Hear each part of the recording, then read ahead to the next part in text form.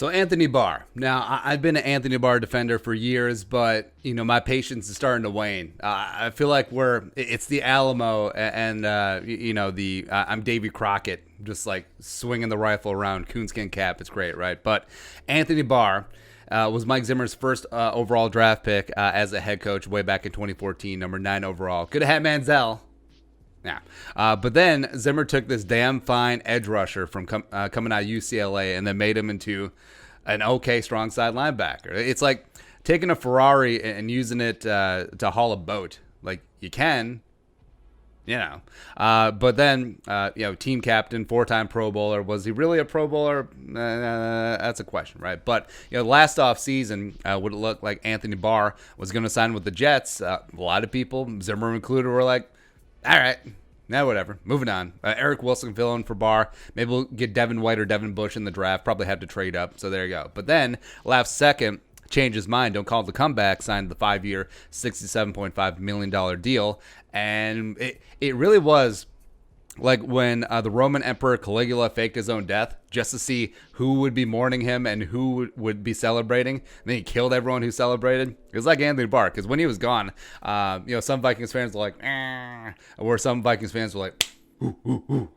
That's a dated reference. But a lot of fans were pumped. A lot of fans were like, see ya.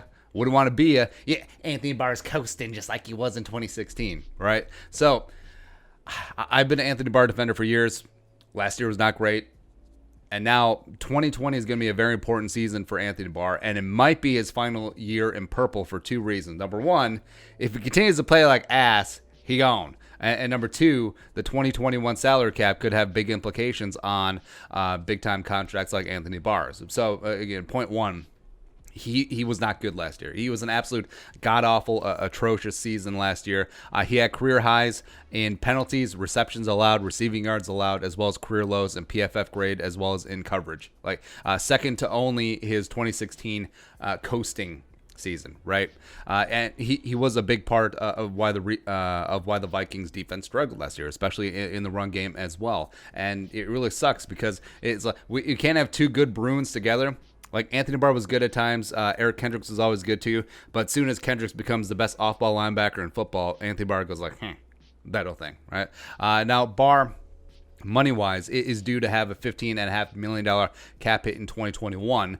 Vikings, if they made him a post-June 1st cut or a post-June 1st designation in trade, they can save $13.9 million against the cap next year and only have $2.6 million dead in each of the next 2 seasons, including 2021. So it really was a Rob Brzezinski special. And we said this when he signed it, where you see the numbers, well, it's a big deal. 5-year, $67.5 million deal, when it basically was a 2-year deal. And in reality, it was really only a 1-year deal, since the 2021 salary was only guaranteed on the 3rd day of the new league year. And the deal only had $15.9 million guaranteed. So it's $2.9 million base salary in 2020, as well as $13 million signing bonus. That was it.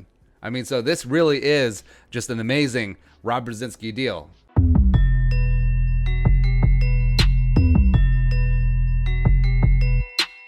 So the Vikings might not have the luxury next year for paying top dollar to a guy, even though, yes, team captain, yes, he made 4 Pro Bowls early on in his career.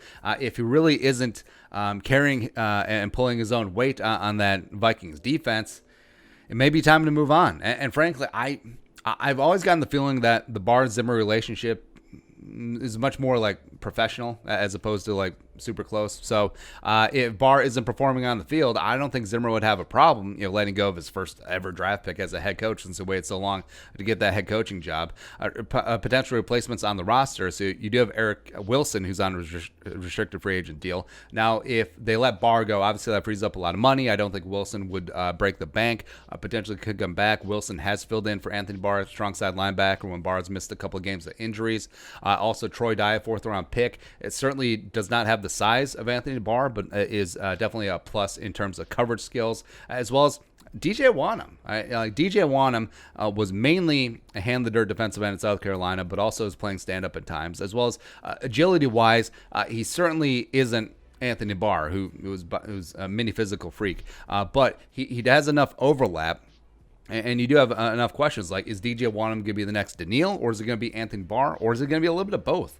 It could be an option there. So the Vikings are in a much better position this year to replace Anthony Barr than they were last year. Because like we said, I mean, it was Wilson, and it was like, I don't know, maybe Gideon, probably not. But either way, Anthony Barr does need to step up. He needs to step up his level of play on the field this year. He needs to step up in leadership with fellow defensive captains, Everson Griffin, Linval Joseph, they gone, and just do better. I mean, because if this Zimmer defense is ass again and a Barr is not so great, he's going to be gone. I think he knows it. There you go. All right, so your thoughts.